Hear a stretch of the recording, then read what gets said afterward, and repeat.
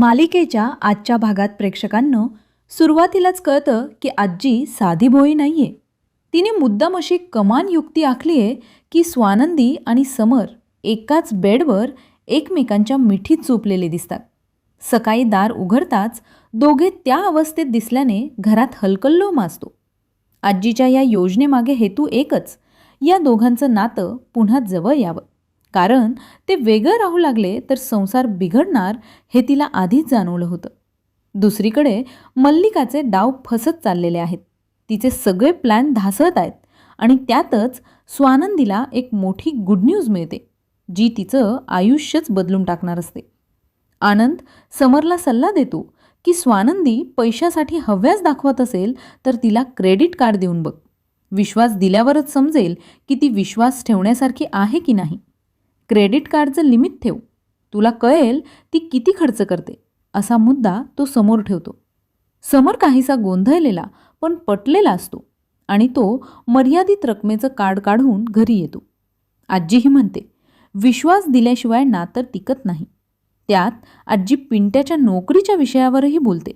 पण स्वानंदी म्हणाल्याप्रमाणे तिला स्वतःच्या हिमतीवर प्रयत्न करू द्यावं हेही आजी समरला सुचवते. आजीचं वागणं मात्र स्वानंदीसोबत जाणून बुजून थोडं तुटक असतं. कारण तिला माहीत आहे की नात्यात थोडा दुरावा पडला की दोघे पुन्हा एकत्र येतात. त्यात आजीने समरला आवडणारं गोडधोड करून ते स्वानंदीच्या हातात दिलेलं असतं. दुसरीकडे मल्लिका आणि अर्पिता यांच्या कटकारस्थानात 22,000च्या खरेदीचा विषय उकडून पिंट्याच्या कानावर घालण्याची तयारी सुरू असते. त्या दोघी उद्या सकाळी हा सगळा प्लॅन पुढे रेटणार असतात. स्वानंदी रूममध्ये गोडधोड घेऊन येते आणि समर तिच्याकडे पाहत असल्याने तिची चिडचिड होते. त्यावर समर तिला क्रेडिट कार्ड देतो. पण स्वानंदी कार्ड नाकारते आणि म्हणते की तिची ओळख, मान सन्मान हे अधिक महत्त्वाचे आहेत. फक्त पैशाने नातं बनत नाही. समरला गोंधळ उडतो. जर ती पैशासाठी हव्यास दाखवत असेल तर कार्ड नाकारायला नको होतं. मग ही खरी कशी आहे? स्वानंदी सांगते की ती नोकरीला अर्ज केलेला आहे आणि तिला खात्री आहे की ती तिच्या कष्टावर जॉब मिळवेल. समर टोमणे मारतो, पण तरीही तिला कार्ड घ्यायला सांगतो. तेव्हा स्वानंदी त्याला तुसडेपणाने वागण्याबद्दल सुनावते आणि सांगते की दागिन्यांचे आणि केलेल्या खर्चाचे पैसे ती नोकरी लागल्यावर परत करेल. या बोलण्यातून समरला स्वतःची चूक जाणवायला लागते.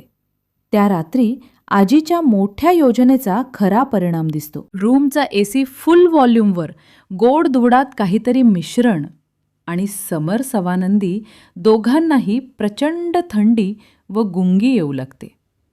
काहीच कळेनासं होतं आणि दोघे अनाहूतपणे एकमेकांच्या जवळ येतात. सकाळी आजी दार उघडते आणि दोघे एकमेकांच्या मिठीत दिसताच तिच्या डोळ्यांमध्ये समाधान चमकतं. पण त्याच क्षणी मल्लिका येते आणि हादरून जाते.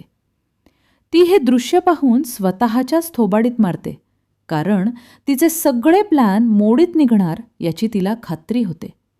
आजी मात्र तिच्यावर चांगलीच फिरकते आणि म्हणते, नवीन जोडप्याच्या रूमबाहेर का उभी आहेस?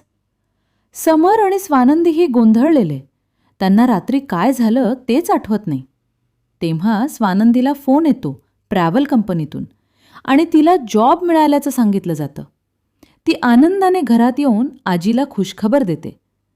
पण दुसरीकडे मल्लिका या बातमीनेच व्याकुळ होते. यांच्याकडे गुड न्यूज आली म्हणजे आपलं नुकसान पक्क, असं म्हणत ती पुन्हा घाबरते. ऑफिसमध्ये समर आनंदला सांगतो की स्वानंदीने कार्ड नाकारलं. आनंद त्याला समजावतो की तिचं कुटुंब चांगलं आहे, तूच कदाचित जास्त संशयी वागतोयस. समरला स्वतःची चूक उमगते आणि तो आपल्या वागण्यात बदल करण्याचा निर्णय घेतो. स्वानंदीची नोकरी सुरू होते. पगार उत्तम मिळतो आणि ती हळूहळू समरचे सर्व पैसे परत करण्याचा निर्धार करते. तिचा स्वाभिमान तिला मिळालेला असतो आणि समरलाही हे कळतं की स्वानंदी तशी अजिबात नाही जशी त्याला वाटत होती.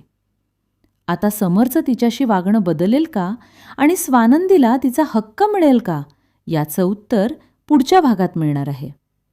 अशाच प्रकारे पुढील भागांसाठी आपल्या यूट्यूब चॅनलला नक्की सबस्क्राईब करा. धन्यवाद.